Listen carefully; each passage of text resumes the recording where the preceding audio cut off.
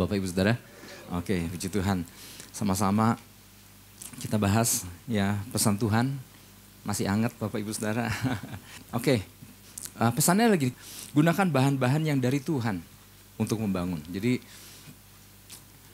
untuk membangun sesuatu yang Tuhan percayakan dalam kehidupan kita, tersedia banyak bahan. Ya kan? Tapi melalui pesan ini dikatakan gunakan bahan-bahan yang dari Tuhan. Ya. Karena kita tahu kan bahan-bahan dari Tuhan punya kualitas yang luar biasa, katakan amin. Ya, jadi jangan pakai bahan yang sembarangan. Bisa sih jadi pakai bahan yang sembarangan, ya. Tetapi berapa kuat sih? Berapa kokoh sih, ya. Orang bisa bangun fondasi, bisa pakai bahan apa aja. Tapi firman Tuhan bilang, nggak ada dasar selain daripada Yesus Kristus. Wah, berarti ada dasar yang lebih kuat dari apapun juga. Dan dasar itu berasal dari Tuhan. Dan waktu kita bangun dengan fondasi, dengan bahan yang dari Tuhan tersebut. Percayalah Bapak Ibu Saudara. Kita mau bangun bangunan setinggi dan sehebat apapun, fondasi itu kuat untuk menopangnya. Ya, oke. Saya mau ajak kita buka Nehemia 4 ayat 6. Dan kita udah apalah tentang kisah Nehemia ya. Kali ini Nehemia pasal yang keempat ayat yang ke-6. Saya mau ajak kita baca sama-sama satu ayat ini. 1, 2, 3. Tetapi kami terus membangun tembok sampai setengah tinggi dan sampai ujung-ujungnya bertemu.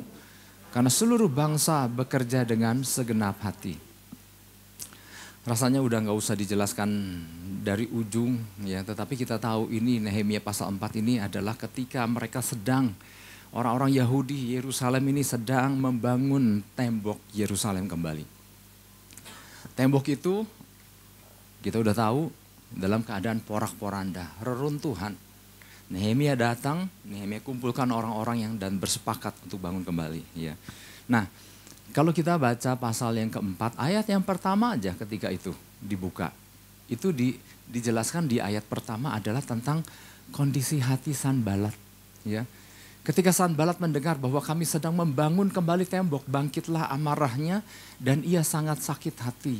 Ia mengolok-olokkan orang Yahudi. Jadi ternyata gini, waktu bangsa Yahudi membangun, Nehemia dan orang-orang Yahudi membangun kembali tembok Yerusalem, ada yang gak seneng, namanya Sanbalat. Dan kita tahu Sanbalat ternyata punya sekutunya juga, punya kroni-kroninya juga, yang turut menentang pembangunan tembok itu kembali. Nah sekarang gini pertanyaannya, dimunculin dulu ayat yang pertama. Apa sih membuat kok Sanbalat sampai marah dan sakit hati? Ya. Apakah Nehemia ambil istrinya Sanbalat? Kan enggak ya. Tetapi sampai begitu sakit hatinya. Ya, nanti kita akan melihat bahwa di dalam kita membangun ada orang, ada pihak atau siapapun tanpa alasan yang jelas berusaha untuk menggagalkan apa yang kita bangun atau berusaha untuk melemahkan kita. Ya. Itu tentunya bukan dari pihak Tuhan. Oke, jadi dikatakan hati Sanbalat itu begitu marah dan sakit. Ya, waktu mengetahui orang-orang Yahudi Yerusalem ini dari berbagai lapisan masyarakat, kalau kita lihat ya, kalau kita baca keseluruhan ternyata orang dari berbagai lapisan masyarakat profesi. Mereka bersatu hati membangun kembali tembok. Ya. Dan waktu mereka melihat progres yang terjadi, ternyata Sanbalat gak seneng. Ya. Jadi ini merupakan respon aneh dari Sanbalat. Ya kan? Pada saat orang lagi membangun kok malah dia gak happy gitu ya. Dia malah gak bergembira ketika melihat pembangunan sedang berlangsung. Sebetulnya kalau menurut catatan sejarah, berapa lama sih sebetulnya terbengkalai tembok Yerusalem? Ternyata bukan soal puluhan tahun loh, 150 tahun. Dalam keadaan terbongkar, porak-poranda, reruntuhan itu yang digambarkan dalam kitab Nehemia. Dan bukan cuma soal tembok yang jadi reruntuhan. Orang-orang yang ada di situ, orang penduduk Yerusalem khususnya, belum lagi di luar sana, itu adalah orang-orang yang sudah sekian lama di dalam keadaan yang begitu lemah. Jadi bukan soal tembok aja gak terbangun, kondisi masyarakat pun sudah lama tidak terbangun, ya. Orang-orang yang boleh dikatakan sudah hancur, ya, yang rindu, bukan yang rindu, yang harus dipulihkan. Ya. Nah, melihat ada orang seperti Nehemia dan bersama orang-orang yang diajak membangun, mestinya kan senang kan? Wah, ternyata tembok itu bisa berdiri kembali, ada kebanggaan. Karena kan Sanbalat kan orang sana juga gitu. Kemudian melihat ada orang-orang dibangun, mestinya kan senang kan? Ada orang-orang yang bertumbuh. Ya. Tapi yang terjadi adalah Sanbalat begitu marah, bahkan sakit hati. Ya. Nah Bapak Ibu Saudara, sampai di titik ini, kita bisa mengambil kesimpulan tentang Sanbalat dan teman-temannya dan sekutunya. Kira-kira Sanbalat ini ada di pihaknya Tuhan atau di pihaknya di luar Tuhan? Di luar Tuhan. Ya. Jadi kita harus ngerti dulu nih posisi Sanbalat. Karena gini, jelas Nehemia membangun tembok karena apa? Dikehendaki Tuhan. Sengaja Tuhan taruh beban di hatinya. Dia mempersiapkan segala sesuatunya sampai minta izin raja pulang dan kemudian bersama-sama dengan orang-orang Yahudi yang menangkap beban yang sama. Mereka bangun. Dan karena itu yang dikehendaki Tuhan. Ya. Jadi jelas Sanbalat berseberangan dengan apa yang Tuhan kehendaki. Ya. Karena di saat Nehemia ditaruh beban sama Tuhan untuk membangun, Sanbalat malah punya beban di hatinya bagaimana menggagalkan itu. Ya.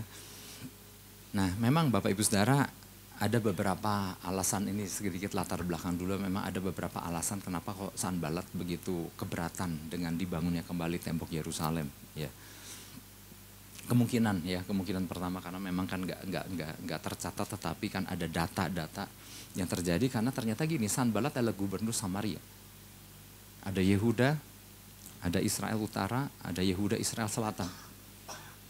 Nah Sanbalat itu dari daerah utara, ya memang secara jarak nggak terlalu jauh, tetapi dia dari Samaria. Jadi kemungkinan pertamanya adalah gini, dia merasa terancam karena apabila tembok kembali berdiri, ada kemegahan muncul dari Yehuda, ada pemulihan terjadi di Yehuda. Dia khawatir wilayah dia yang di utara, yang di wilayah Samaria ini, wah nanti kehilangan pamor, kehilangan kuasa. Bahkan Nehemia pasti akan menjadi sesuatu yang luar biasa. Nehemia pasti punya pengaruh mengalahkan dirinya. Jadi banyak hal yang dia takutkan. Ya, mengingat kalau tembok itu kembali pulih. Alasan yang kedua karena memang Sanbalat kurang menyukai orang-orang Yahudi. Ya. Dan ketiga adalah gabungan daripada keduanya. Jadi sebetulnya banyak alasan lah gitu ya. Namun yang pasti gini Bapak Ibu Saudara, yang pasti adalah Sanbalat adalah orang yang membenci perubahan. Katakan membenci perubahan. Kalau perubahan itu menuju ke sesuatu yang baik. Kalau tujuan perubahan itu akhirnya menjadi Tuhan, menjadi dimuliakan. Kok Sanbalat kok nggak senang? Ya. Jadi yang pasti Sanbalat adalah orang yang ternyata membenci perubahan yang baik sebetulnya kan. Dia senang apabila Yerusalem berada dalam keadaan seperti itu, porak-poranda, reruntuhan. Istilahnya gitu, dia senang Yerusalem berada dalam keadaan status quo. Ya, status quo itu Latin ya, keadaan tanpa perubahan, keadaan tanpa aturan, keadaan tanpa hukum, pemerintahan yang jelas, itu adalah disebut keadaan status quo. Ya. Dia ingin Yerusalem tetap dalam keadaan reruntuhan dan porak-poranda. Nah, hati-hati dengan orang yang merasa nyaman berada di reruntuhan tanpa berusaha untuk membangunnya kembali. Kadang-kadang gini Bapak Ibu Saudara, memang dengarnya nggak enak, tetapi orang yang tidak menyukai perubahan yang membawa kepada kemuliaan Tuhan, ini kan nggak beda jauh posisinya dengan Sanbalat. Kadang-kadang orang ada yang terlalu nyaman, udah gini aja lah di tengah reruntuhan.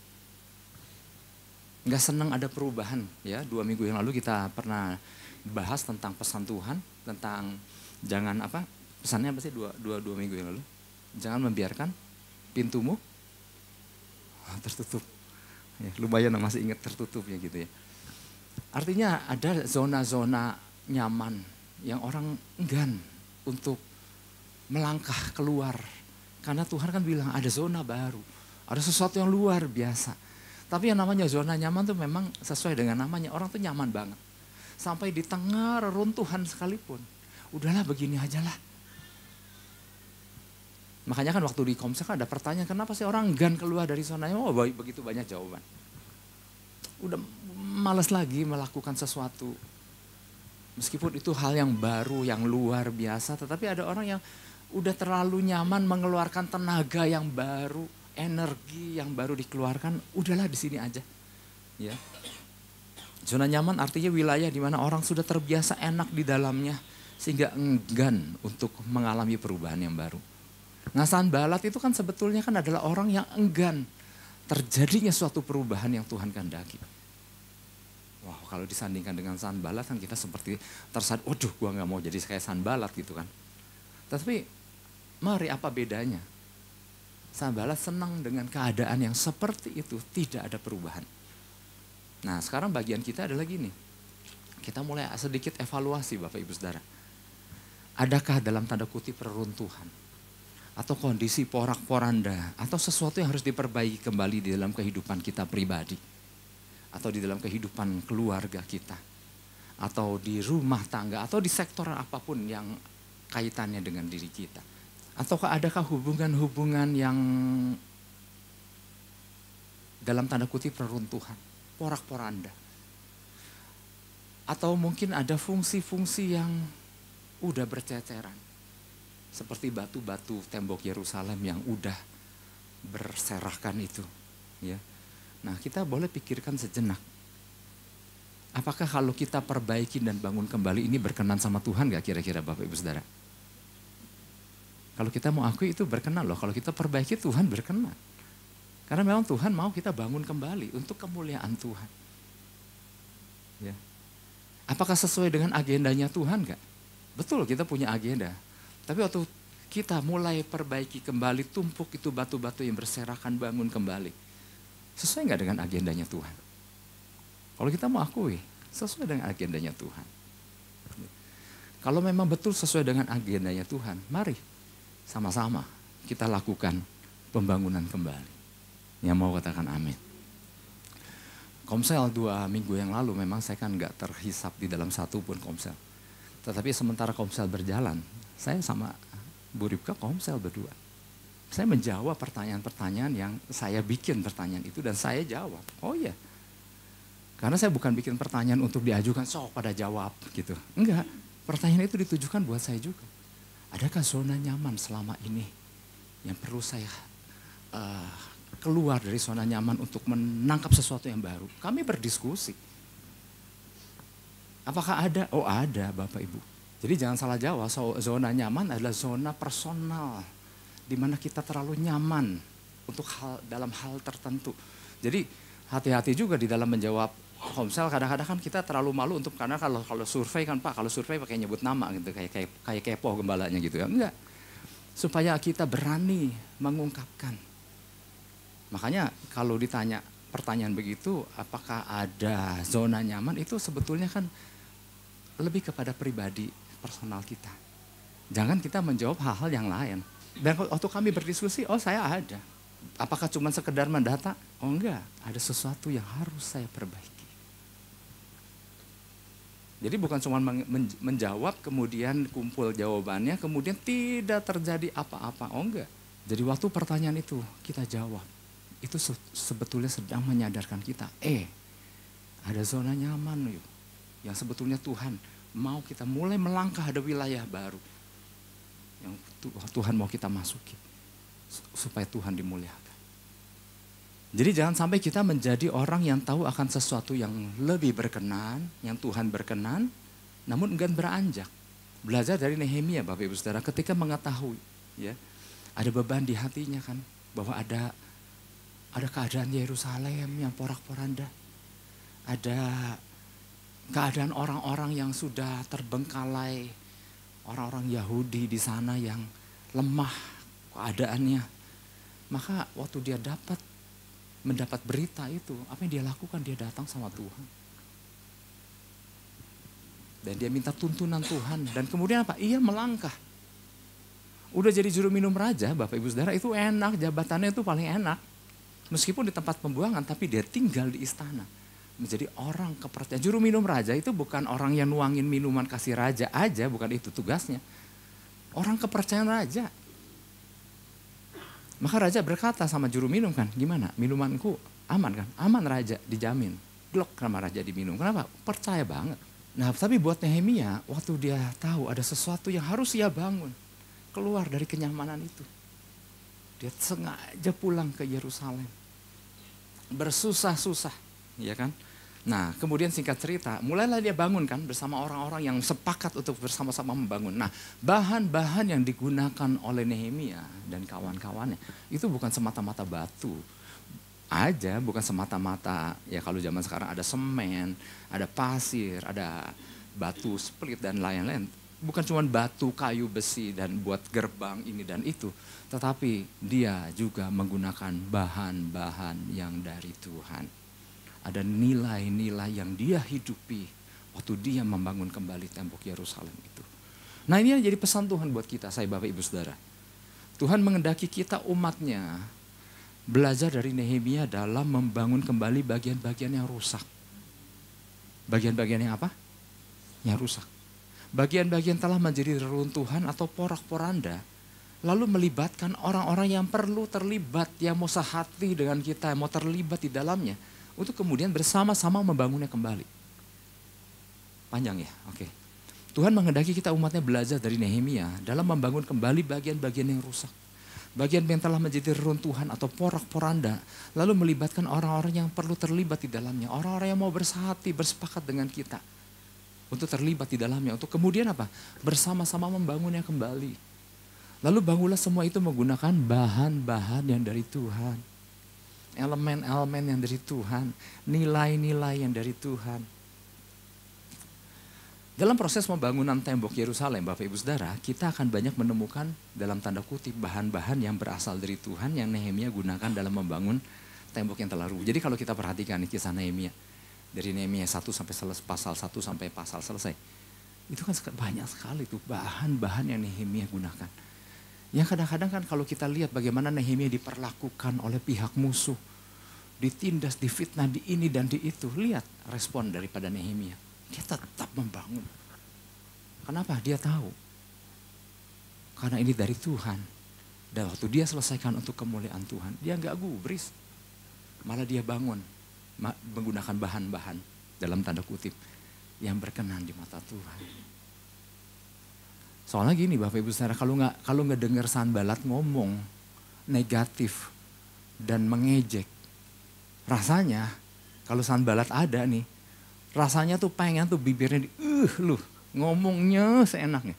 Apa yang Nehemia lakukan itu? Enggak, dia pakai bahan yang dari Tuhan. Nah ini kita kan makanya lewat pesan ini Tuhan mau kita belajar, ya bahan apa yang kita betul sih. Ya, masalahnya gini, apakah mau membangun? Oke lah akhirnya membangun ya. Kemudian membangun, nah bahan apa yang digunakan? Jadi kita melihat dari seluruh rangkaian perjalanan. Tapi kan gini kan, saya nggak akan terlalu banyak. Maka kita konsentrasi di ayat yang memang mendasari pesan ini. Ya, nilai-nilai apa? Ya, bahan-bahan dari Tuhan yang mana yang Nehemia gunakan? Apabila Nehemia melakukannya dengan menggunakan bahan-bahan yang dari Tuhan, maka kita pun mestinya bisa, katakan amin. Mestinya bisa dong ya. Nehemia bukan hanya berhadapan dengan musuh dalam pengertian pihak si jahat, kegelapan. Tetapi juga berhadapan dengan musuh-musuh yang nyata di depan matanya. Ada Sanballat ngajak Tobia ngajak Geshem ngajak orang-orang Arab dan banyak sekali. Ya kalau dari peta Bapak Ibu Saudara, peta Israel atau ya kalau dari peta Yerusalem. Musuh-musuhnya itu adalah lokasinya benar-benar ada di sekelilingnya. Misalnya gini, di utara ada Samaria, berarti Sanballat dari utara. Di sebelah timur, ya di situ ada Tobia dari wilayah timur, dari Ammon atau Moab. Kemudian dari wilayah selatan ada wilayah-wilayah orang-orang Arab. Dari barat, jadi musuhnya itu mengelilingi sebegitu. Jadi artinya gini, kalau mau dibandingkan dengan Nehemia, ya yang kita mah nggak ada apa-apanya Bapak Ibu Saudara. Ya, terlepas saya bukannya meremehkan problemnya yang dihadapi, tetapi kalau dilihat dari bercermin dengan apa yang dihadapi Nehemia, lah yang kita orang percaya mah nggak ada apa-apanya. Tantangan sebetulnya yang dimiliki orang percaya bukan soal adanya Sanballat, adanya Tobia, ada Geshem dan orang-orang barat belum ini dan itu kesulitan membangun tembok, mengangkat batu dan itu. tantangan sebenarnya orang-orang percaya sebetulnya lebih banyak kepada berkisar gini, mau atau tidak sih melakukannya. Sebetulnya kan lebih kepada bersedia nggak melakukannya. Kebanyakan yang sulit kan di situ, ya. Mau bersegera atau tidak. Nah, tantangan orang percaya kan kebanyakannya di situ, ya. Mau bersegera melihat kemuliaan Tuhan dinyatakan di tengah-tengah kehidupan kita atau keluarga rumah tangga kita atau enggak sih sebetulnya. Lebih kepada pilihannya lebih kepada ke situ sebetulnya. Ya. Kalau soal tantangan mah jauh lebih ringan dari apa yang dihadapi Nehemia. Jadi ketika kita berkata, susah Pak, susah, mari kita gunakan langkah-langkah yang digunakan oleh Nehemia. Ya, libatkan Tuhan. Nah, oleh sebab itu mari saya mau ajak kita gini, ada dua hal ya. Bahan-bahan penting yang digunakan Nehemia di dalam membangun kembali tembok sekaligus juga untuk mengajarkan kepada kita di dalam membangun ya beberapa di antaranya. Yang pertama adalah gini, bersedia menjadikan Tuhan sebagai tempat untuk mengadu dan membiarkan Tuhan melakukan bagiannya. Kalau kita menyadari kita manusia dengan segala keterbatasan dan kelemahan memang iya. Oleh sebab itu poin yang pertama adalah bersedia menjadikan Tuhan sebagai tempat untuk mengadu. Nanti saya jelasin ya, mengadu dan membiarkan Tuhan melakukan bagiannya. Jadi artinya gini, poin pertama gini, libatkan Tuhan. Ya. Kita terbatas. Ayatnya di Nehemia 4 ayat 4.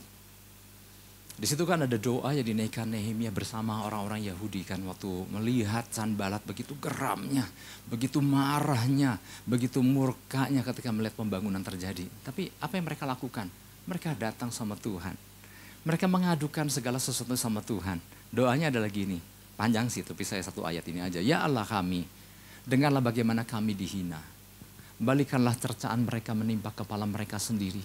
Dan serahkanlah mereka menjadi jarahan di tanah tempat tawanan dan selanjutnya ya ada ayat selanjutnya. Jadi Bapak Ibu Saudara, mereka mengadu sama Tuhan. Ketika kita mendengar doa yang dinaikkan Nehemia dan segenap orang Yahudi Yerusalem ini, kedengarannya kan seperti doa, ya doanya kok kayak cengeng gitu ya, penuh pengaduan sama Tuhan. Ya. Ini sebenarnya doa yang mereka naikkan ketika sebetulnya kan merespon atas omongan negatif yang dilontarkan Sanbalat sama Tobia yang begitu merendahkan, mengejek, melemahkan. Makanya tadi saya bilang kan, pengennya mah dijewer mulut, tapi enggak, mereka datang sama Tuhan. Wah ini luar biasa. Pengennya nih kalau menurut hati, pengennya labrak gitu kan, umumnya. Tetapi apa yang dilakukan? Datang sama Tuhan, dia ceritakan.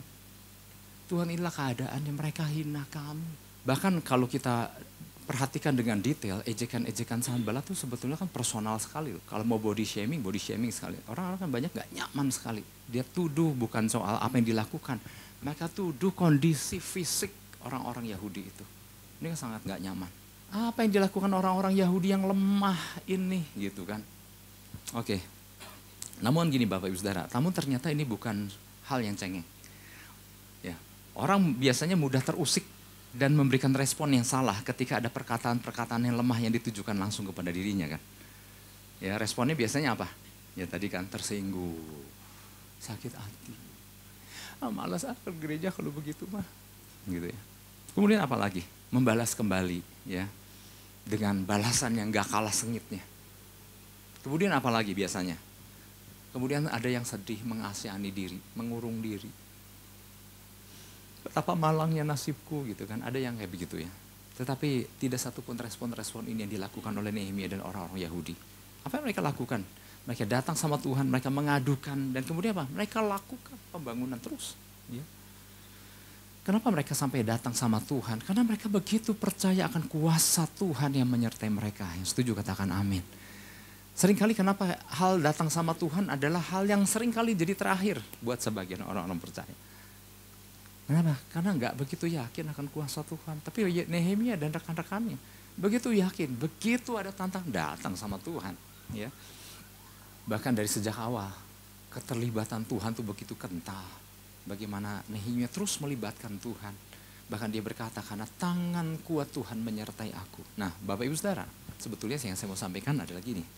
Berkaitan dengan datang sama Tuhan dan berdoa. Kita mau belajar pada Nehemia dari sejak awal. Ya. Ada nilai-nilai yang perlu kita orang percaya boleh diingatkan kembali, ya. Yang perlu kita tangkap. Nah, Yang pola yang dilakukan Nehemia adalah gini. Inventarisasi. Ada 3 langkah nih. Inventarisasi, datang pada Tuhan dan akui. Yang ketiga, minta tuntunan Tuhan dan solusi. Saya ulang ya. 3 langkah simpel kan, inventarisasi. Langkah yang kedua, datang sama Tuhan dan akui. Yang ketiga, minta tuntunan Tuhan dan solusi. Dan ini yang dilakukan oleh Nehemia. Misalnya apa? Inventarisasi. Pertama kali Nehemia dapat kabar tentang kondisi Yerusalem dan orang-orang di sana yang dalam keadaan lemah. Tembok yang berserakan, runtuhan, porak-poranda. Itu bukan ada orang sengaja lapor sama Nehemia. Waktu Nehemia ketemu dengan Hanani, salah satu saudara orang Yahudi. Nehemia yang nanya loh, gimana keadaan orang-orang di Yerusalem? Gimana keadaan temboknya? Nah baru dijawab. Nah ini adalah lingkup inventarisasi. Maka ini terlihat kan dalam setiap langkah yang dilakukan oleh Nehemia kan. Singkat cerita waktu Nehemia akhirnya tiba di Yerusalem pulang. Apa yang dilakukan Nehemia kan? Nehemia kan malam-malam naik kuda. Berkeliling, mengelilingi kota. Dia ngapain? Inventarisasi. Hal yang sama. Langkah yang pertama. Kita nggak perlu naik kuda. Kita lakukan inventaris. Bagian-bagian mana yang temboknya roboh. Bagian-bagian mana yang ada porak-poranda dari kehidupan kita. Pribadi, keluarga, rumah tangga, atau apapun. Kita data, lakukan inventarisasi. Dalam rangka apa? Dalam rangka Tuhan mau kita keluar dari zona nyaman, bangun kembali itu.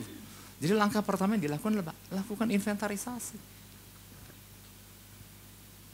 Makanya, waktu itu saya pernah ceritakan, ada orang yang, ayo hitung kebaikan Tuhan, ya apa kebaikan Tuhan, paling kan ini lagi.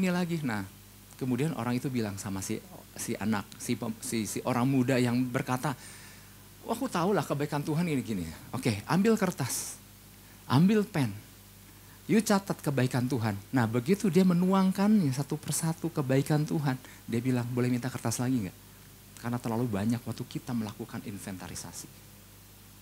Nah waktu kita diingatkan tentang lakukan inventarisasi, kadang kan kita cuma luar kepala, paling ini dan ini. Coba ambil pen. Bagian-bagian mana? Lakukan inventarisasi. Saya nggak berharap itu jadi kurang 2 lembar, 3 lembar. Enggak, kalau bisa mah jangan banyak-banyak. Kalau bisa mah nggak ada. Tetapi mari lakukan inventarisasi. Bagian mana yang runtuhan? Bagian mana yang lemah? Sektor mana? Makanya Bapak Ibu Saudara, waktu Nehemia sampai di Yerusalem, malam itu dia naik kuda mengelilingi tembok. Kemudian apa yang dia lakukan? Dia catat loh. Kan setiap tembok dan gerbang tuh ada nama-namanya kan. Dia data loh.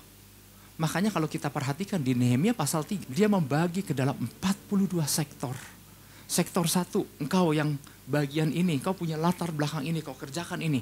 Engkau yang punya latar belakang ini, kau kerjakan pintu ini. Dia membaginya ke dalam 42 sektor. Hasil apa? Hasil inventarisasi. 42-nya memang kita nggak akan temukan. Tetapi hitung sendiri ada berapa banyak itu. Kemudian yang kedua, tadi kan inventarisasi. Datang pada Tuhan dan akui. Tadi waktu inventarisasi kita harus jujur. Kita harus punya pakai standar Tuhan. Ini sesuai nggak ya dengan yang Tuhan mau? Di sektor hubungan, di sektor pasangan, di sektor anak, di sektor orang tua, di sektor apapun, data. Ada yang kontraproduktif nggak? Ada yang lemah nggak? Ada yang reruntuhan nggak? Gitu. Oke, sekarang yang kedua tadi kan. Yang kedua tadi gini, datang sama Tuhan dan akui. Sebagaimana Nehemia kan datang sama Tuhan dan dia mengakui. Bahkan dia berkata, ampuni ya. Kami telah sangat bersalah terhadap-Mu dan tidak mau mengikuti peraturan-peraturan, ketetapan-ketetapan, perintah-perintah-Mu Tuhan. Meskipun itu adalah kesalahan nenek moyangnya Nehemia, tetapi Nehemia mengambil tanggung jawab itu. Hal yang sama waktu kita mendata, waktu kita menginventarisasi, datang sama Tuhan, Tuhan ternyata ini. Ampuni aku. Bukan soal salah-salahan, tapi akui kenapa itu terjadi. Nah kita pernah dengar kan beberapa waktu yang lalu. Karena gini, gak gampang loh mengakui itu. Tuhan, kertas inventarisasi aku kosong, gak ada apa-apa, gak ada masalah. aman kok gitu. Kenapa? Karena nggak mau mengakui. Tapi waktu kita mendata inventaris, datang sama Tuhan dan akui.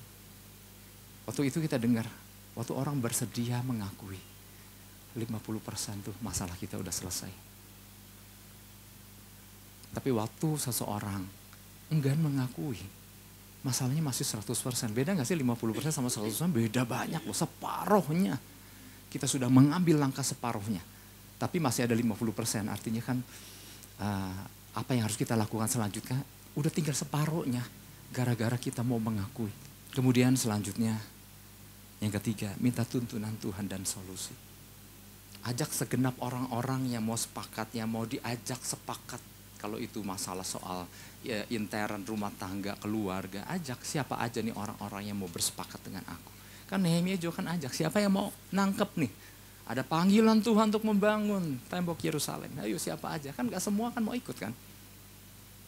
Tapi banyak yang mau ikut dan seberapa yang mau ikut, yuk dilibatkan. Karena ini adalah hal serius.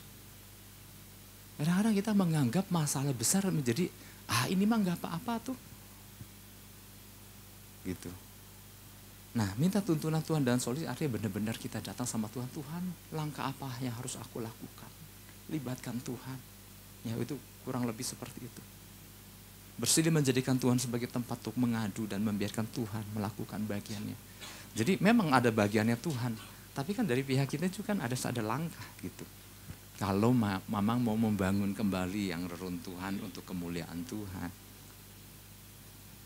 Makanya yang paling masalah terberat adalah keluar dari zona nyaman itu.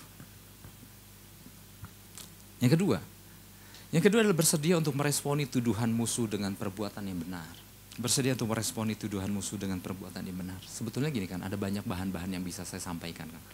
Tetapi saya mau menjawab Nehemia 4 ayat 2. Ini kan tuduhan-tuduhan dilontarkan Sanbalat kan. Yang bikin lemah, yang bikin awalnya bikin orang Yahudi, waduh, kita dikatakan orang lemah. Nah, tapi jangan kita berfokus sehingga kita menjadi gak produktif. Tetapi ayo jawab ini. Tuduhan-tuduhan lemah ini kita harus jawab. Bukan jawab di hadapan Sanbalat. Enggak gitu kok Sanbalat, kami gak begitu, kami kuat, kami galau. Enggak, bukan berharap. Tunjukkan kepada Sanbalat bahwa apa yang dia katakan lemah, ini lihat aku buktikan, aku selesaikan pembangunan ini. Nehemia 4 ayat 2 bilang begini, dan berkata di hadapan saudara-saudaranya dan tentara Samaria, apa gerangan yang dilakukan orang-orang Yahudi yang lemah ini?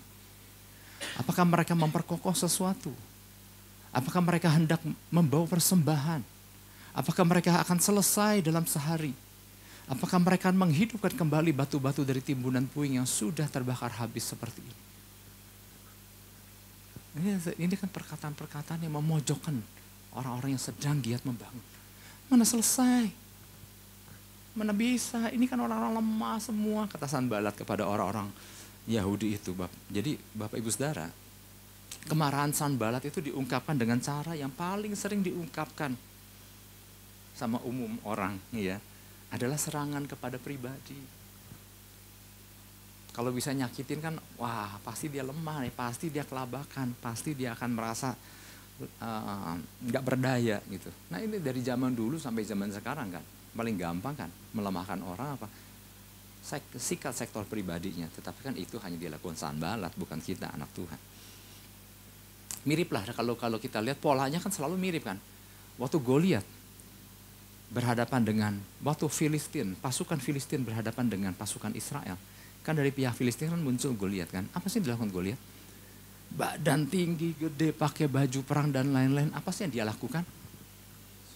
Mulut kan. Bukannya dia datang langsung yuk babat gitu, enggak. Mulut. Mengolok-olok, mengintimidasi pasukan Israel. Bahkan dikatakan selama 40 hari. Tujuannya apa? Bikin lemah pasukan Israel. Dan efektif nggak? Efektif. Buktinya di situ dikatakan dalam kisah Daud dan Goliat, pasukan Israel, mereka tawar hati dan ketakutan, bahkan mereka hampir melarikan diri. Belum diapa-apain sama Goliat, baru serangan melalui mulut. Perkataan-perkataan yang melemahkan, yang mengintimidasi. Apakah kita orang percaya mewakili perpasukan Israel yang seperti enggak? Harusnya kita mewakili seperti Daud. Daud gak terintimidasi. Bahkan dia berkata, mau apa ini orang Filistin yang tidak bersurat ini. Yang mempermalukan barisan Allah yang hidup. Wah, ini keren sekali Bapak Ibu Saudara. Kenapa? Karena Daud tahu. Dia sering bergaul sama Tuhan. Dan kalau bergaul sama Tuhan, Tuhan gak pernah bikin, lemah ngapain datang sama aku. Enggak.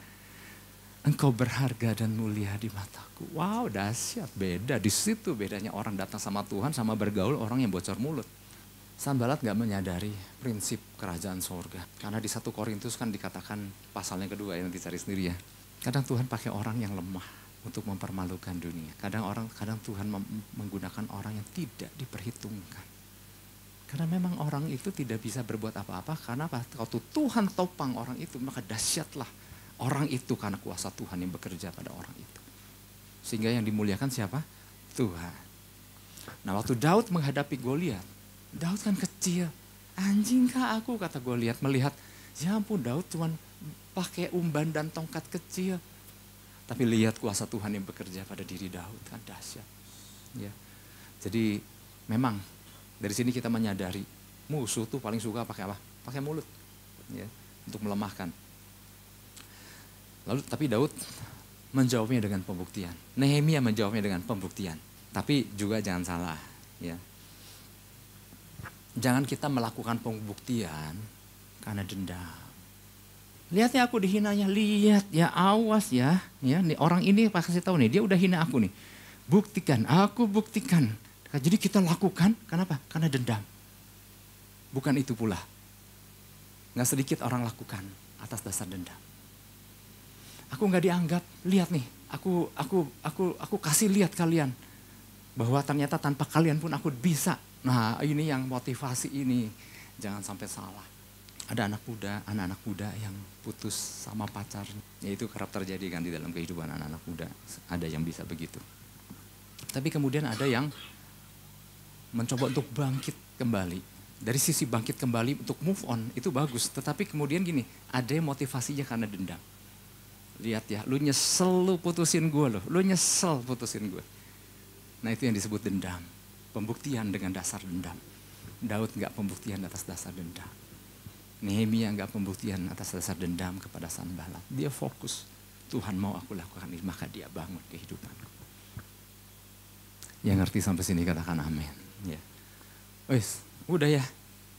Padahal baru satu ya, oke. Saya mau tutup dengan ini Bapak Ibu Saudara. Iya, di poin 2 baru satu. Kan banyak kan pertanyaan tadi Sanballat yang belum dijawab kan baru semacam ya. Nanti saya yang lain ya bisa diselesaikan. Tapi saya mau sampaikan gini, ada kalimat terakhir. Apakah mereka akan menghidupkan kembali batu-batu dari timbunan puing-puing yang sudah terbakar habis seperti ini di ayat yang kedua. Ini kan ada pertanyaan juga harus dijawab. Apakah mereka akan menghidupkan kembali batu-batu dari timbunan puing yang sudah terbakar habis seperti ini? Bapak Ibu Saudara, Sanballat merendahkan dengan cara berkata, mau bangun pakai apa? Lihat nih batu-batu berserakan. Sekarang ada pertanyaan Bapak Ibu Saudara. Nehemia dan orang-orang Yahudi, kan kita tahu dalam tempo 52 hari, tembok kembali pulih, kembali berdiri tegak. Sekarang pertanyaannya, dalam 52 hari, beli bahan batu dari mana? Beli kayu dari mana? Beli besi dari mana? Pakai bahan apa? Kepikiran gak? Itu bisa jadi kembali. Batu dari mana yang mereka pakai? Ternyata mereka menggunakan batu-batu yang telah berserakan. Batu puing-puing. Mereka menggunakan batu-batu yang telah terbakar. Kan pernah dihancurkan kan sama musuh. Dibakar habis. Jadi batu-batu yang ada warnanya udah angus. Bentuknya udah gak beraturan. Tapi yang dilakukan oleh Nehemia dan rekan-rekan Yahudi membangun kembali tembok Yerusalem adalah dengan menggunakan batu-batu yang sudah pernah terbakar, yang sudah pernah dirobohkan puing-puing itu. Dan mereka bangun kembali, susun kembali dengan baik. Dan jadilah besi-besi yang bengkok mereka ratakan kembali, palang-palang besi. Artinya ini berbicara apa sih dalam kehidupan kita? Jangan berkata gak bisa Tuhan, udah terlalu rusak, masalahnya udah terlalu berat. Saya mau katakan gini, kita hari ini anak-anak Tuhan adalah gak beda. Kita adalah batu-batu yang sudah terbakar, yang puing, yang udah rusak. Dosa dulu, ketidakpengenalan kita akan Tuhan membuat kita dulu sebelumnya adalah batu-batu, puing-puing, runtuhan yang bentuknya udah gak karuan, yang udah terbakar, yang udah angus sana sini. Tapi waktu kita oleh kasih anugerah, Tuhan selamatkan kita. Batu-batu puing ini dijadikan bagus kembali. Ya, batu yang sama, tapi batu yang sudah dilahirkan kembali. Oleh sebab itu jangan kita selalu bertahan. Aku mah memang dari dulunya begini. Enggak, kita sudah di dalam Kristus. Kita punya Bapa. Dulu kita memang jelek, beraturan, rusak, gak beraturan. Tapi Bapa berkata, engkau begitu indah, engkau begitu mulia. Di dalam Kristus kita dibaharui. Dan kita dipakai untuk membangun apa yang rusak. Dan bukan kita sendiri yang melakukan dengan kemampuan kita. Tapi Tuhan tolong kita. Kita jadi alat. Yang ngerti katakan amin. Jadi Bapak Ibu Saudara, mari kita tangkap kembali Tuhan menekankan, gunakan bahan-bahan yang dari Tuhan. Karena Tuhan ingin ada yang dibangun kembali dengan kualitas yang dahsyat. Yang dimana kesimpulannya Tuhan Yesuslah yang akan dimuliakan. Yang mau katakan amin. Yang mau beri tepuk tangan buat Tuhan Yesus. Haleluya.